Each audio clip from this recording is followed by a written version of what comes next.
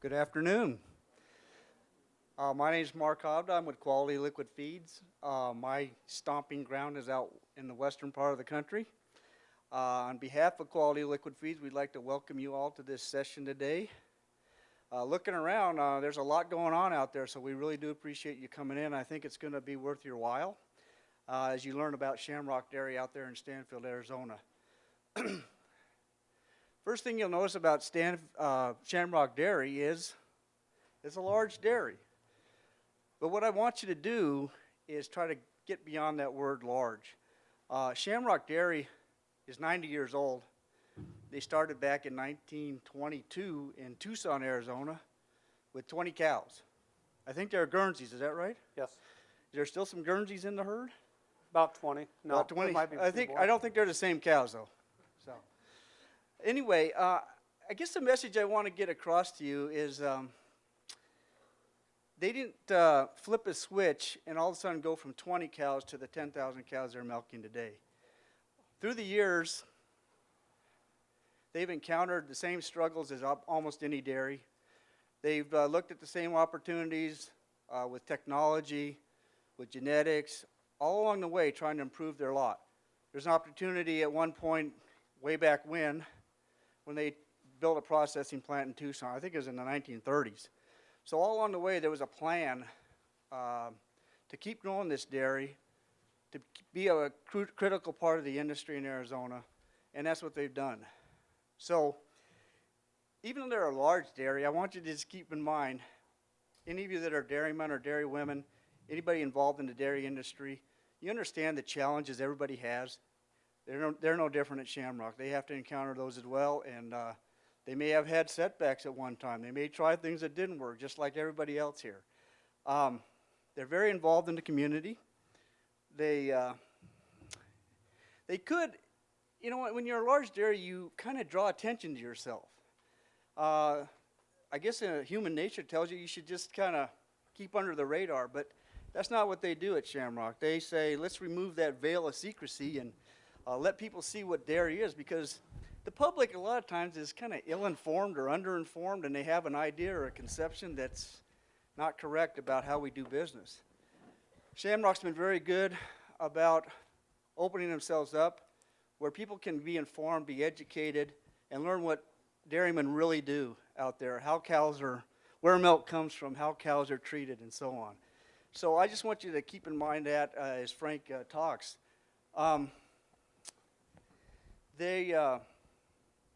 I just wanted to, before I go on to Frank, I'd like to introduce some other people that are part of this enterprise there. And Frank said I had to ask you to stand Jim and Jane. Jim and Jane Whitehurst are also on the management team at Shamrock Dairy. See, Frank told me to do that, okay? I'm sorry. But, yeah. All questions at the end direct to Jim. Yeah, right to Jim or Jane, either one, yeah.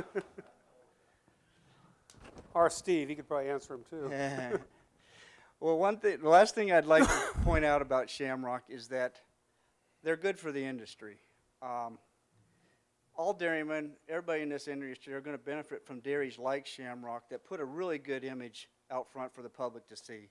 They do it in how they run their dairy. They do it on the tours they have at the dairy, as well as the marketing campaigns they have for their products. So they're definitely a part of this industry. And so without any further ado, I would like to introduce Frank Boyce. But first, I'd like Frank's wife, Romy, to stand up, too. He didn't tell me to do that, but I just thought I'd do that. But I just hope you have a really good time today learning about what Shamrock's about, how they do things, and realize that they're just a very well-run, successful enterprise that just so happens to be on the larger side. Thank you very much. Thanks, Mark. You guys hear me all right? Good. Well, thank you for coming. I hope we can enlighten you on what we do in Arizona and not bore you to tears or anything like that. But right here, this is Shamrock Farms. That's our entry sign right off the road. We're about a half mile in from there is where the dairy starts. So that tells us where we're at. And we've really put that up for main reason, not to advertise that we're Shamrock, but we do farm tours. And we do that with our marketing group that gives farm tours to schools, everything like that. So we'll get a little farther along in this. We'll talk about the farm tours and how that we've incorporated that into our everyday business, which is not a fun thing to do. It's tough. It's hard. You got to be on top of things, and you got to make sure that you're putting your best foot forward all the time. Mark covered a lot of this stuff. We started in 1922 by W.T. McClellan with a small herd of Guernseys. He was dubbed Arizona's milkman. Norman McClellan's our current CEO. He is the son of W.T. Right now he is 85 years old and retiring, and his son Kent is the next heir. And Kent's Jim and myself's age, a little older than we are, so that's the next generation. I'm the vice president general manager, been with the company for 32 years, at the farm for 21, and I've done a lot of things with Shamrock. I started off in the warehouse. I was the operations manager for our food service side. I ran the ice cream plant for a couple of years. I went back and helped in the warehouse when we put our automated warehouse in, but farm's what I love. I love the dairy side of things. The people are real. People you deal with every day are real. You don't have the corporate bureaucracy that we have in some of our other divisions or you see in other parts of any other industry. I don't know where the milk mothership came from, but conventional, we're 10,000 milk cows. We have about 5,400 heifers, 3,200 calves. We do have about 700, give or take, organic cows and heifers, and about 540 of those are milking. We do raise all our own replacements, so when you add all these up, I think we're 19,400 total animals or something like that on the facility. The organic and conventional are separate facilities. They are completely separate milk barn, separate commodity barn, separate milkers, separate feeders, separate herdsmen, everything's separate operations. So we got 92 full-time employees. We do all our own trucking.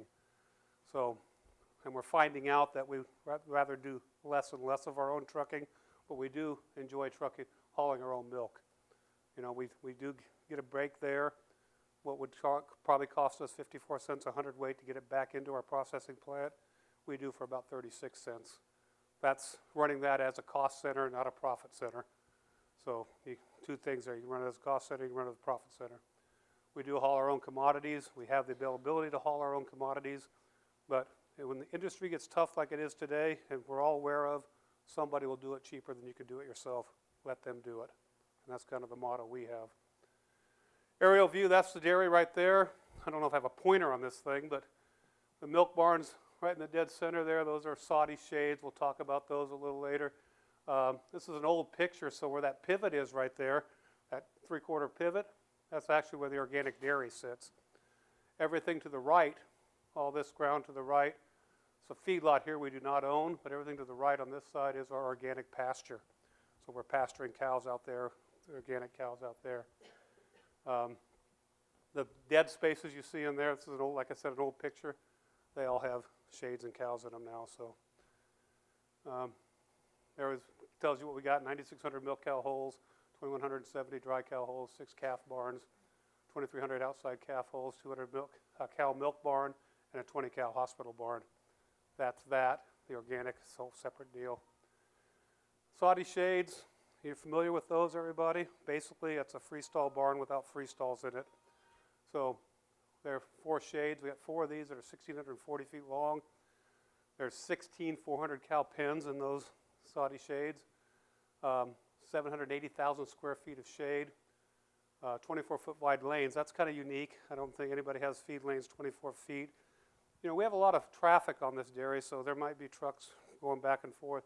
24 feet wide allows the feed truck to pass while other trucks go by. It's a little extra concrete when you're doing it, but it's paid off. TMR we feed 3 times a day, and we do use the Nielsen self-locking stanchions. I don't know if any of the Nielsens here, that I should get a plug for them for that. Rations, we feed a high and a low ration to the milk cows. We also feed a fresh ration first 3 weeks. Dry cows, we have a far off and a close ration. Heifers, we have 3 different heifer rations. And the calves, we have an inside and outside ration. QLF has sponsored us to be here. On the milking herd, the high and lows, we do have a QLF product that it combines molasses and fat together, so they're all one product there, which was unique for our industry to even do that in the West Coast. You guys have been doing it out here for a long time. And then we do, for calves, we do buy straight molasses, Cape molasses for the calves. ADS fans and curtains. This is how, a lot of people ask how, a lot of you have been out to Arizona, or you've been out to the West, and you see we cool cows. That's what we have to do. We have to cool cows. The ADS system, the shade tracker system, 29 fans per corral. They're 24 feet spacing. It's very good cooling, You've got that or corral cool basically are the two top of the lines, and now the guy who invented the ADS system has invented the flip fan. You probably saw that out at the Schaefer booth out there. That's the same guy who did the ADS. Milk barns, a twin double 50. So you can see we're milking twice daily, east and west barns. We have an east barn, cows from the east side of the dairy go in the east barn, cows on the west side go in the west barn. They're just separated by a fence. There's two separate showers back there, two separate drip dry areas, two separate barns, all sharing the same equipment. So selling the same compressors, sharing the same air compressors, vacuum pumps, all tied into the one big barn. 1,600 head you could fit inside that barn any given time, and 900 cows per hour, probably what, about 970 now, Jim? Something like that, you think? I don't know, a little more than 900 an hour. 450 per barn. Twin 25 for the organic barn, so they're milking in a double 25. Basic numbers, we lie on most of this stuff like all of you do, so take what you want out of that and go with it. But it's all pretty close. It's all pretty close. It's all really right. One of the big things on there, the breeder's bonus on conception rates, we have a lot of, I don't want to say incentive-based pays. So when we pay for our herdsmen are out there, they're getting paid very minimal per day to do all the stuff they do. But they have a breeder's bonus. So based on their conception rates, it usually ends up to be like $600 to $1,000 a month bonus they're making on top of their daily wage. Which, the negative side of that is all they want to do is breed cows. They don't want to do anything else. But so you got to work with them to be a little more. Feeders get paid. We used to have them on an incentive program. Calf barn is on an incentive program. They get paid a daily rate plus a bonus if their death rate is less.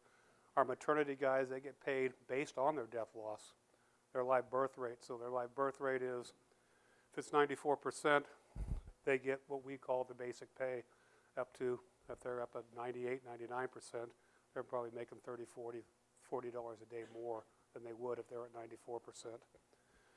That's worked out pretty well.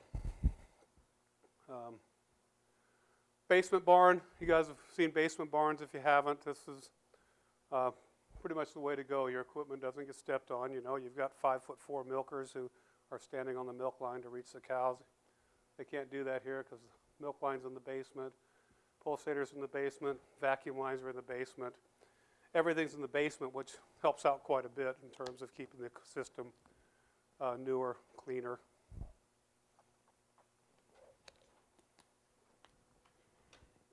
And it does make it quieter up in the pit, so they can hear those squawking units better. Forage. I don't know why it says forage, but we're sitting on 1,000 acres, 650 of it's earmarked for organic, 540 acres of that is farmable, I think, give or take a few. We buy local alfalfa, pay on relative feed value. We buy everything, except we grow organic pasture, and we are growing some now. We're going to try to grow a little bit of maybe of organic hay ourselves. We're on pasture, October to April. Reason why I think you can realize that pasturing cows in July in Phoenix is probably be inhumane. I think it's 115 outside. They don't want to eat anyways. They're not going to go out. 12 full size. This is our commodity barn here. This is a conventional commodity barn. It's pretty big, pretty good sized commodity barn. You can see. So when instance the other day, somebody said, "Well, what are you buying? I said, well, last time I contracted corn gluten feed, I contracted 72 rail cars.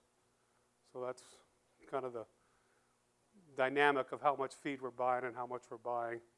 You know, Jim does the hay, and Jim will contract hay, and you know, a guy will say, I got 3,000 acres, and he'll say, well, how many cuttings are you going to get? I'll buy all cuttings, all of it, and it's not even a drop in the bucket, so the amount of hay he needs. So we buy quite a bit and use quite a bit. We got a lot of animals to feed. There's other big dairies in here. You know what I'm talking about. Organic pasture. That's the one of our pastures there. It's a shade out there in the pasture. That was a pivot at the time. Now Jim has actually changed that around, so it's flood irrigated now. So that ground was having a hard time with the pivot because the water wasn't getting deep enough and penetrating deep enough. Now that they're flood irrigating that, I think we're getting a better crop and get a better stand out of it. Quality liquid feeds. Corey, I think we were your first customer. Is that right or wrong? Is Corey still here? Were we the first? I think we were. First in Arizona. This is what we're using of it. We're using quite a bit of it. We use it every day. The story, basically, Kenny Berg, and I'm sure there's people in here who knew Kenny, knew him well. You know, he came out to Arizona, and Kenny was going to winter in Arizona, right? That's what he did, lived in Mesa. And if he was going to live in Mesa, he'd be damned if he wasn't going to sell any liquid feed, you know. So, and liquid feed in Arizona was, nobody did it. You know, if you bought molasses, that's what you did. You didn't put anything in the molasses. So we had with our nutritionist and with Kenny and going back and forth. And T&K Dairy, Tom Dugan also stepped on board at about the same time we did. So Kenny had, between the two of us, he had 20,000 cows that he was, you know, between the two dairies. So he had a pretty good customer base to start off with. We started using it. Then we started with putting the fat in it. I think we've actually talked about putting whey in it, or might have put whey also in it in our molasses mix. And it's been a good relationship. We also, you know, the rail sidings right down the road from us, closer to us. There's a good relationship there, and it's that good feeling we had with Kenny. You know, you got the same thing with Corey. It's you know, that apple didn't fall far from the tree. He's very good to work with also. So I respected Kenny, and I respect Corey. This is our water storage tank. It's you know, we have 400 horsepower well. I think it's 1,610 feet. I think we're pulling water from about 800 feet. 1,800 gallons a minute. I think that's what it was designed for. I think we're doing something like 14 now or 1340 now, something in that range. You know, we hired a hydrologist. So this well, when we sunk this well, I think we got $310,000 tied up in this well. So every 10 feet, we checked soil samples. And, you know, this hydrologist was looking for pea gravel, sand, you know, what is the recharge rate at this level, what is this? We checked it every time. So I think when we settled where we settled, you know, there's water closer, but it's not as good, so the better water was down at that level. We do, you know, like anywhere else, you know, we got to keep all our waste, all our rainwater and everything on our own property. So we do have manure separators. We have two twin screens there, 2 sand traps, 5 settling ponds, 1 big irrigation pond. So water is recycled constantly. Eventually it makes its way out to the 25-year storm pond, 50-year storm pond, whatever you want to call it, you know, the big pond. And we eventually irrigate out of that onto our organic pastures. Calf barns, we got 6 calf barns, 1,250 individual crates, not per barn, but that's how many total there is. I think there's 210, 214 or something per barn. So you can do the math there, whatever it comes out, 208, 208.5, whatever it comes out to. Don't look at the numbers, but that's what they look like. So they're all on the tenderfoot. We flush underneath them with fresh water. They're there for roughly 2 months. Then they go from there. We transition these to our transition pens. These are 24 head hole pens. They stay there for about 30 days, and then they go to 100 calf pens where they'll stay in those groups probably till they come back as um, close-up heifers, they'll come back to the dairy at that point, and pretty much the same groups. Special needs, we do have a hospital barn. Like I said, it's a double 10. Maternity's right there. Calf department's right next to it. Colostrum's collected in the milk barn, given to the calves when they're born, so everything stays in one area. Everything's right in the same area there, and that's worked out pretty well. RFID, we're full implemented RFID. We started just with our milk cows. Now all the calves have them. We've got a little group right now, heifers that are probably 13 months old to 18 months old that don't have them yet, but as they freshen, they'll get their RFD tag, and we're probably about 6 months away from the whole dairy having RFID on the whole thing. Anybody who's using RFID, you can relate to this. If you're not using it, streamlines labor, data is immediate, eliminates data entry mistakes. It's the real deal. You talk about RFID, does it work, does it not work? This stuff works.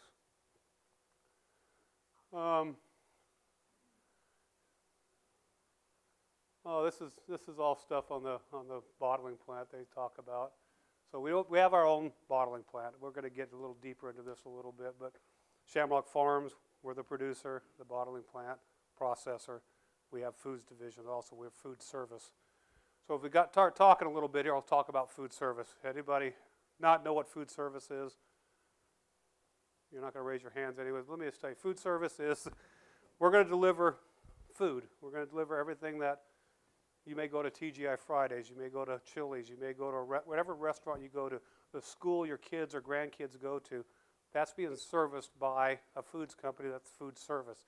They're selling large quantities of food to them in the big number 10 cans, 20, 50-pound bags of potatoes, all that. That's right now in the Shamrock umbrella, that's the biggest part of our whole company. We're probably a $2.3 billion company. 1.7, 1.8 of that is probably food service side. So Jim and I got the smallest entity in the whole group. We got the producers, we're milking 10,000 cows. We got a 1,000-acre vineyard in California. We're probably total sales 50 million, 60 million. But Shamrock entity is the food service. With that, we also have our own oil plant where we're making soybean salad oils, peanut oils to fry stuff in. So that's all Shamrock labeled, all done for Shamrock. We have 2 meat plants, a meat plant in Arizona, one in Colorado. We're taking boxed beef, buying from IBP, buying from XL, and then from there we grind our own hamburger, make our own hamburger patties, cut our own steaks, age our own beef. From there, sell it to the restaurant. So we have a prime line, have a choice line, we have a grade line. So whatever the customer wants, we have that for them in the meat plant. Plus on top of that's our bottling plant where we'll get into that a little later. And what challenges do we carry on the dairy? If this comes up, water is always going to be an issue in Arizona. It's going to be an issue wherever you're at in the West. Legislation, waste and manure. Waste is always going to be, as for Shamrock and for where we're at, as long as there's farm ground around us, we have a place to go with the manure. Once houses start taking place and going in and taking that farm ground and making homes out of it, we lose that ability to spread manure. We lose that ability to have a source of manure. Right now, we give manure away. The farmer pays to have it spread on his field. He's paying for that. And, so when somebody asks, we got manure, come get all you want. It's free for the taking. Take what you want. So, we've looked at methane digesters. We've looked at all that stuff.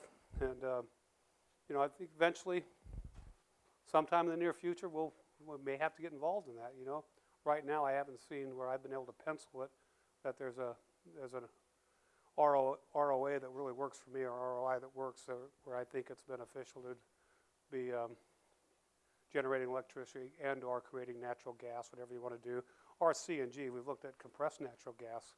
We had one group in there wanted us to compress the natural gas. They were going to convert our trucks. We're going to run them on CNG. Boy, it's all good and well, but payback's not really there yet that I've seen. This is what our marketing group does. They work with 80 nonprofit organizations, donate thousands of pounds of food annually, conduct tours. For this is on our side here. These tours are done, and they support many local teams. We are involved in the community. The tours, this is our visitor welcome center. We built this barn. Almost looks like Wisconsin there, doesn't it? Except that's metal, you know. No, it is. That's wood. That's painted red. It's wood. No, it's not wood. But this is the reception center. In there we have some. We have a little store. They can buy stuff they want. We have a little information board. We have a history of Shamrock in there. We have a entertainment center with, you know, if they want to have an assembly in there, we've got that set up. They can have an assembly. If they want to bring their lunch, there's picnic tables in there. They can eat in there. And then we have a tram. I don't know if the tram's not even in here, but cow-spotted tram. It looks like you're at Disneyland and you're going from parking lot to to Disneyland. But they take them around the dairy, show them the commodity barn, show them the calves, show them the milk barn. We got a mezzanine level where they can look down at the cows being milked. And then we show them a film. We show them a film. What happens to the milk once it leaves Shamrock? So once it leaves the farm, and it's really about our processing plant. The milk leaves the farm, it goes to the processing plant. And it's about an 8-minute film and explains how basically from the farm to the grocery store. Pretty neat when you find out that usually when you do these 3rd and 4th grade classes, mom and dad don't know what they're shocked. Oh God, I thought milk just showed up on the shelf. Yeah, right. We have this play zone. They come in here and play. We got the cottage cheese cup. We got the milk bottle. We got all this stuff. That's a simulated 3 cows right there. Simulate the milking part of it. So that's part when they go in, half the kids go in and see the film, the other kids play, then they go back, the other half go in and go see the film, the other half come back out and play. Shamrock Farms, you know, when you leave here, we got Shamrock milk for you to try too, so make sure you grab one of those. Shamrock Farms brand deliver fresh, innovative thinking, new product developments. RBST free, it's on all our products. We've always been RBST free. We've never used the product and never had any inclinations that we would. It's communicated on the package. Organic, we started producing organic milk in 2007. There's some little stuff here. You know, we got a 96-ounce Smart Fit bottle offered for organic, you know. That's a marketing ploy, right? Right, isn't it? Come on, you don't want to buy a gallon, but we can charge you 96 cents. Looks like a gallon. Rock and Refuel. This is our newest product, what we're doing right now. This is it's a real protein beverage. There'll be some out there when you leave, but it's, you know, this one right here is our 20 gram of protein in it, 2-to-1 carb ratio for muscle recovery. And what we're doing is we're trying to go after muscle milk. This is a milk product. We are now in GNC stores throughout the U.S. and select GNC stores. It's on a trial basis, so you could be in Indiana at a GNC. You may see this Rock and Refuel on the shelf. We're going to talk about Shamrock products, and a lot of you are aware, you go to a Subway, you're going to get a Shamrock milk. You go to a Chick-fil-A, you're getting a Shamrock milk. You go to Arby's, you're getting a Shamrock milk. We have a website, Shamrock Farms. If you go on that, it's called a Shamrock Farms locator. You can click on any state you want. So if you're from Wisconsin, you click on Wisconsin, it'll tell you where Shamrock is sold, whether it might be some convenience store in, what's one of your towns? Oshkosh, a town here or something like that? Eau Claire? Not Eau Claire, it's Eau Claire, right? So it might say that, you know, Piggly Wiggly and so is selling Shamrock milk.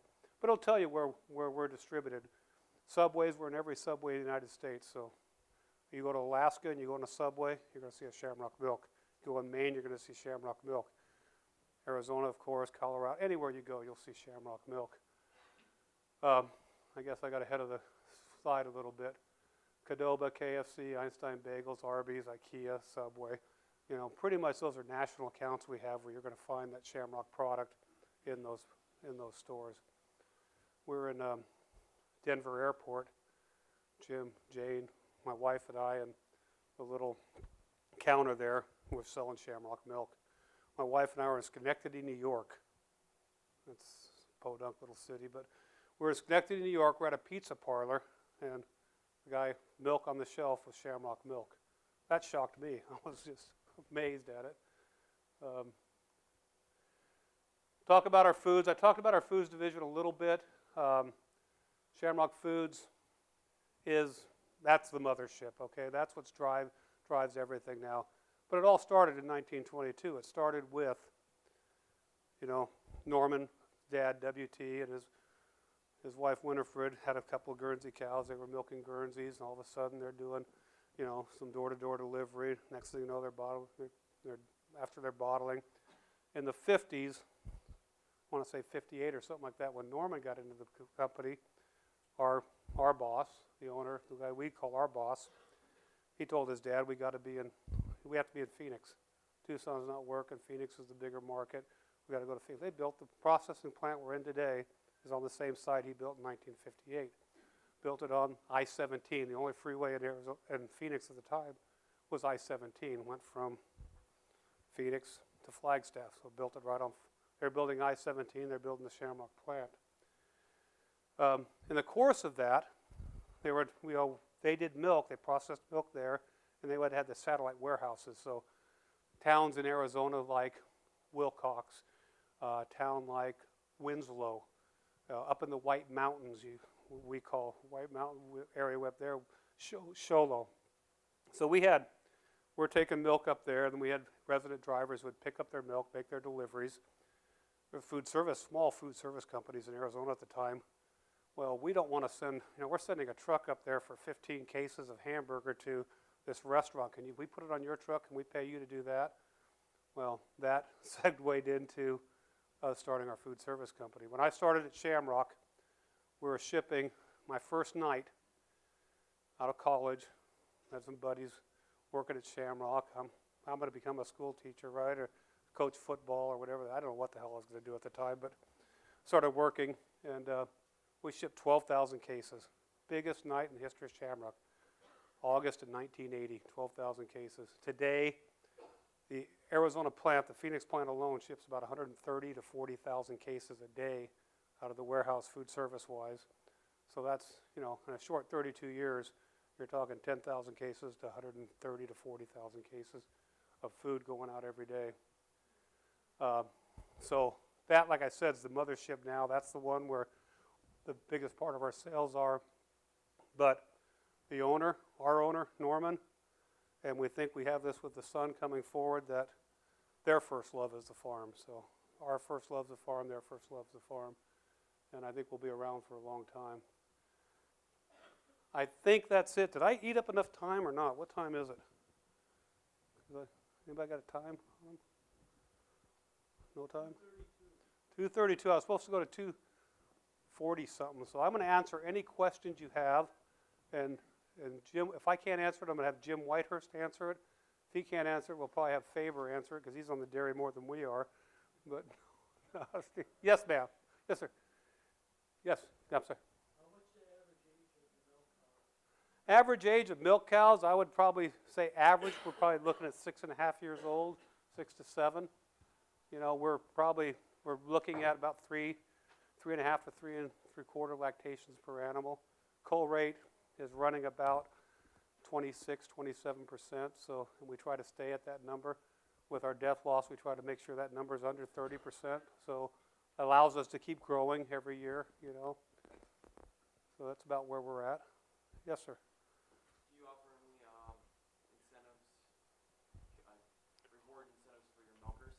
Well, the milkers, this is a long story. You ready for this one? He asked if there's a incentive for milkers, and this has kind of turned into a double-edged sword, a damned if you do, damned if you don't. When we first expanded the dairy back in early 91, 92, we were milking 3,000 cows in 2 double 16 herringbones. And so we were going to expand the barn to, we made twin double 30s out of those. So we made 2 double 30s. And the idea was we're going to get to 5,000 milking, Because the old adage, milk price was bad at the time. What do you do when milk price is bad? You milk more cows, right? If it's good, you milk more cows. It's always you milk more cows, so we're going to milk more cows. So we had that. it was amazing that, you know, we had 3 milkers and a double 30 parallel, 3 on each side, a chaser, separate chaser, because, you know, we're moving a lot of cows, and we couldn't get above 32, 33, 3,400 cows. They just, the milkers, you know, we can't get done, we can't get done. So that's when the first incentive that I ever put together was put on, was at that time. So I figured, you know, at 4,000 cows, there would be a break that, at the time they were making, I want to say $68, $70 a day per milker, $70. So that's 4,000, it was 70. If they got to 5,000 milking, they were going to make $108 a day. And you'd be surprised, we were getting done. As soon as that thing went in, we couldn't get done. We were milking 4 a.m. and 4 p.m.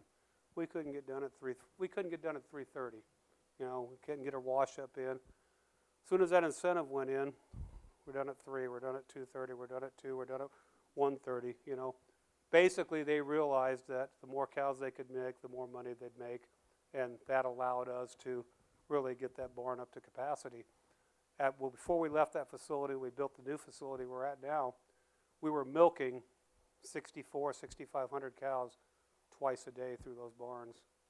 So we're probably milking a little too fast. That's the double-edged sword part. You know, you get to a point where all they're worried about is milking cows, not stripping properly, not doing through the whole pre-milk hygiene. One thing I'd like to add is that makes Shamrock a little unique. We didn't cover this, but we offer full benefits to every employee. You're a milker, you're on full benefits. You're a calf feeder, you're on full benefits. After 30 days, you got full medical, dental, vision, paid vacation, paid sick, and we also have a profit sharing plan. So our cost of doing business is a little more expensive than most people's is, because we've got, for instance, if we're paying a milker $120 a day right now, something along those lines, you want to add about 35, 40% for that benefit package. So we're actually, you know, each milker's probably cost us $165 to $70 a day. We got a little break. It's a corporate deal where the corporate, you know, they're the same insurance package that they have, so it's probably, but you know, bottom line, it's a guy with a family, it's costing the farm about $1,100 a month per employee. So that's paid for by Shamrock. And that's pretty unique, and I think it's, I don't think you see that in very many places, especially in the ag industry, but that's one of the things we do, and we do think about, try to put our employees first. Yes, sir? What big city are you close to? Big city. Huge city. Phoenix. Yeah. We're 52 miles from our processing plant, which is kind of like dead downtown Phoenix, dead center Phoenix. So we're 52 miles away. And little twist here tonight, I hope you're watching the game and you're rooting for the Arizona Cardinals. I hope that's going to happen tonight.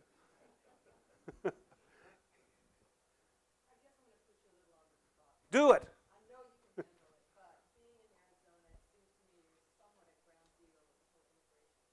So I wanted to ask you sort of, is that a concern for you? Have you ever been audited? I've done an I-9 audit. And then maybe one step further, where do you sort of stand in this whole battle with your governor wanting states' rights and its own its own state path for immigration versus the federal? I mean, how does that affect Shamrock? God bless her.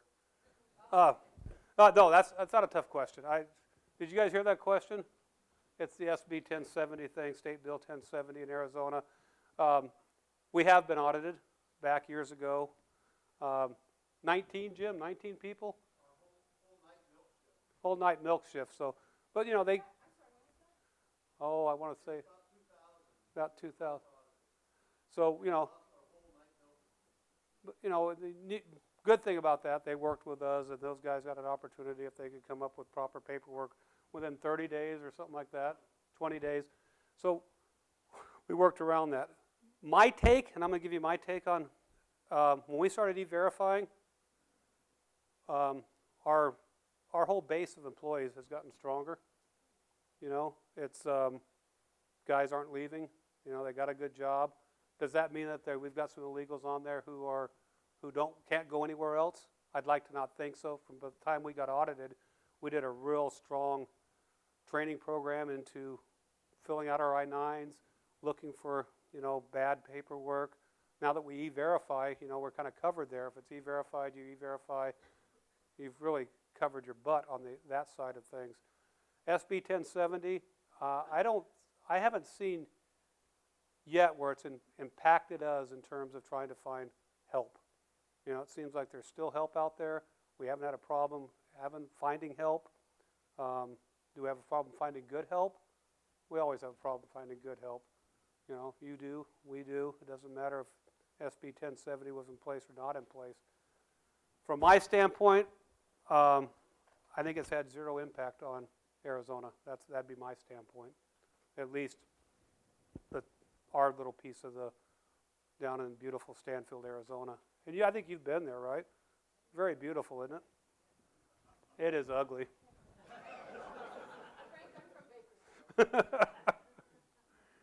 Yes, sir. Can you talk more about your organic side? I'd rather not, but I can. Why we did it, okay? You've got big companies have marketing departments, right?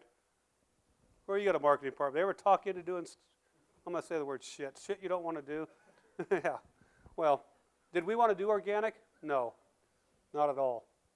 But Shamrock, Arizona's milkman, you saw that little deal, So the bright idea came, and I think Kent, who's coming up, I'd say Celia, his wife's kind of a greenie, So, that's you get that aspect a little bit. But the idea was if organic milk was going to come to Arizona, then Shamrock should be the one to introduce it to Arizona. When Calcium Plus milk is another thing we didn't talk about here. Calcium Plus, we have it on the shelves. Is it a big seller? No.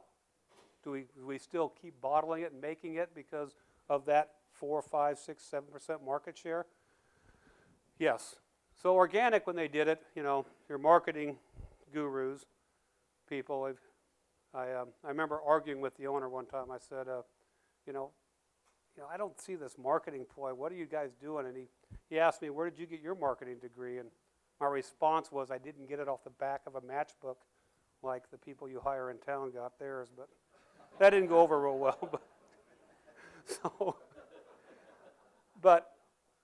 So they went in, and that's why we got a double. The big question, you should ask, why do you have a double 25 and you're milking 550 cows? That's the bigger question. So they went in and they did all this research, and Arizona could support, the Phoenix area could support 2,500 organic cows, because that was a 5% market share. Well, Phoenix at the time was a 1.5% market share on organic milk. It probably peaked up to about a 3% market share when we were selling it for the same price we were selling regular milk, when it was on ad every week, when it was on this. So, but they'd quote things like, it's a 10% market share in Portland. Have you ever been to Portland? Phoenix isn't Portland. Phoenix isn't Seattle. Phoenix isn't Burlington, Vermont. Phoenix isn't Berkeley, California. We do have Scottsdale, so maybe we do have Scottsdale, so we could probably relate a little bit to those. So the idea was we're going to get to a 5% market share. We're going to do it.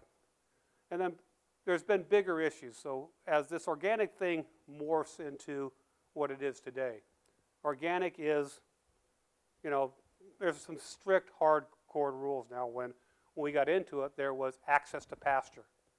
So if you wanted to screw around with the system, you could say, look, I opened the gate, they didn't go out and eat, I can't do anything about it. Now they're hardcore. You got to be 120 days on pasture. You got to consume 30% of your dry matter intake from that pasture. And we've always been real good about buying organic feed. It didn't matter. You go out and buy it just like you'd buy anything else.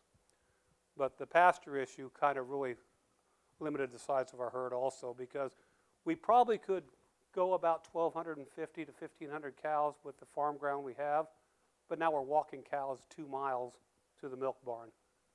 Doesn't make any sense. So that's why we're limited down to about 550, 650.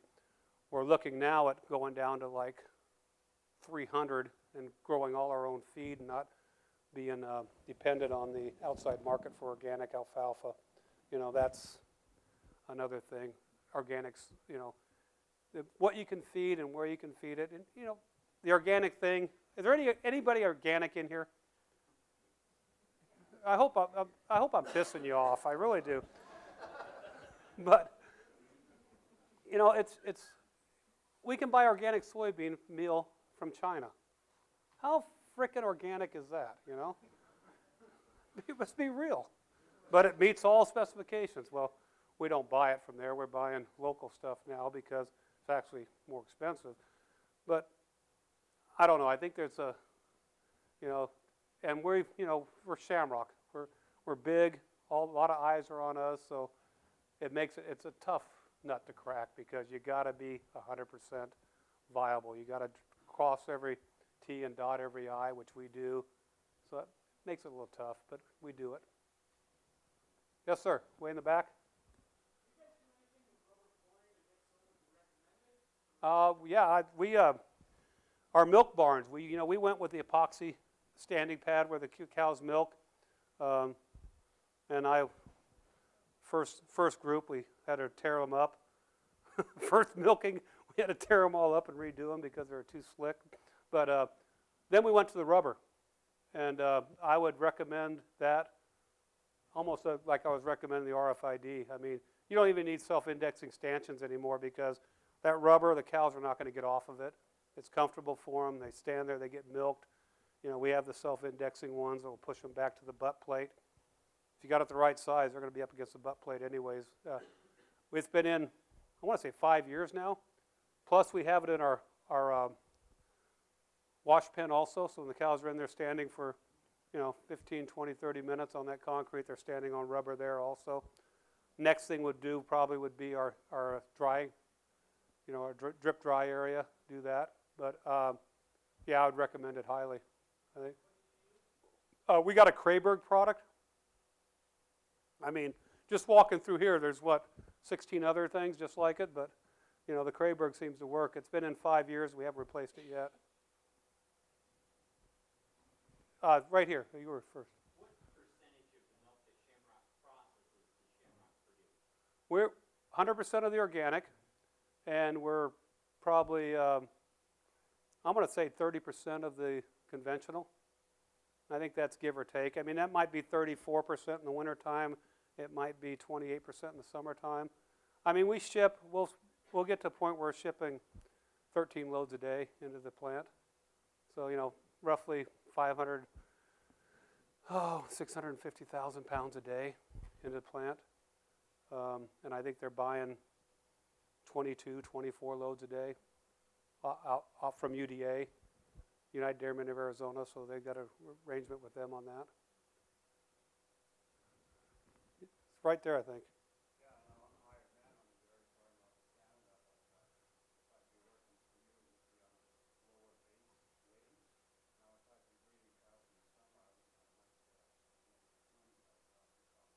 Oh no! See, that's one thing that's really a deal is it's not that way in Arizona anymore, and it's not that way in our facility. When we went to the Saudi shades and covering the feed area and cooling them the way we cool them, we don't have that so-called. There's still a little bit of a split where you still have those points where you're freshening more cows at certain times of the year than you are other times of the year, but on a whole, we're pretty well evened out pretty much. So you're always breeding. And it's on a percentage basis, so if your percentage is good enough. Well, when we do our preg rates, how we manage it, so you understand it's going to be a little different. We take a pen, and we got 400 cow pens. We fill them up to 375, 360, 355, so we get complete lockups in those pens. We wait. I think we're 55 days now postpartum. We were 60. And they've got to 142 days in milk to breed on those cows. After that, if they bred on them and they got them pregnant, they don't get credit for it. It doesn't matter. They had 142 days. So from 60 to 142 days, they had 82 days to breed on the animals. When we'll do a preg check on that pen. That pen stayed together, the same group. Do a preg check on it, and then we'll create the percentage of cows that are bred AI in that pen to the amount of cows that were in that pen. and that's the percentage. So we run about 70. Bad times of the year, we're probably running 63, 64% of that pen's going to be pregnant AI. Good times of the year, we get up to about 78% AI bred.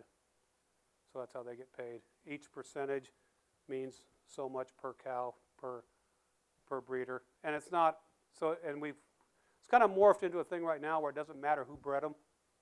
The group gets paid on a whole. So your preg rate might be, you may have 36, 37% first service AI pregnancies, and another guy's got 22. You're gonna get paid the same, because we'll probably move that guy to doing some fresh cow management instead. What'd I say wrong? No, do you change your incentive for those summer months? Yes. In the summer months, the amount per cow that they get paid for that bonus goes up. So 75% might be, in the wintertime, might be $4 per head. In the summertime, if you get 75%, you might be getting $7 per head. So it's divided over the group. So it does change, and we did kind of compensate for that. Thanks, Jim. Time for one more. One more? What do you have, a business management degree or? Me? No. Born showman. No, I don't know. What does your day consist of? Oh, my day consists of a little bit of everything. I've got, I'm fortunate. You met Jim earlier. I've got good people working with me. Jim takes we talk about, buying all these commodities. I don't worry about the hay. Jim buys the hay. I don't, so if I had to worry about the hay and worry about something else, it would take a lot more time to be chasing these farmers down, but he chases them down. He's really much responsible for the calf barn also. And now we've hired somebody else, guy below him, to help him with that, because it gets, like you say, I think the biggest challenge in this whole industry, and I've been asked this before, is developing middle managers. That's our biggest challenge. Workers, they're good. Hispanic, it doesn't matter who they are, they're good workers. There's good workers out there, they'll work. But developing those middle managers who will take initiative, take control, make decisions, run with those decisions, make some mistakes, learn from those mistakes, that's the challenge. So I think our biggest challenge is developing those middle managers, and we've got some good ones, and it's been a rocky road to get to that point where we've gotten some good guys, because we went through some bad ones too. But we got good people. I mean, we've got a lot of good people at Shamrock, and they make me a better manager, and I think Jim would say the same thing. They make him a better manager. So, it's a people thing. If you get the right people in there, it's not that big. But with that said, the last 3 months I think I've got an ulcer developing right now, but we'll get through that. Is that it? Okay, can we give Frank a big round of applause?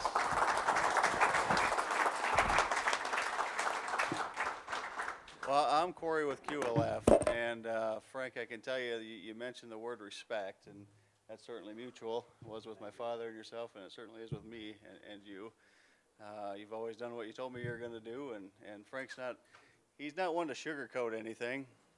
And you ask what he does all day. I've been in his office. He has time to talk for me for about an hour, BSing on stuff. But no, he works hard. We appreciate Frank, and I want to say thank you for coming today and putting on your presentation.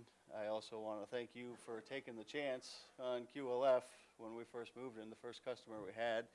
And that was a chance for you. It was something new, and I know a lot of people don't like new things, but you did that for us, and we appreciate that.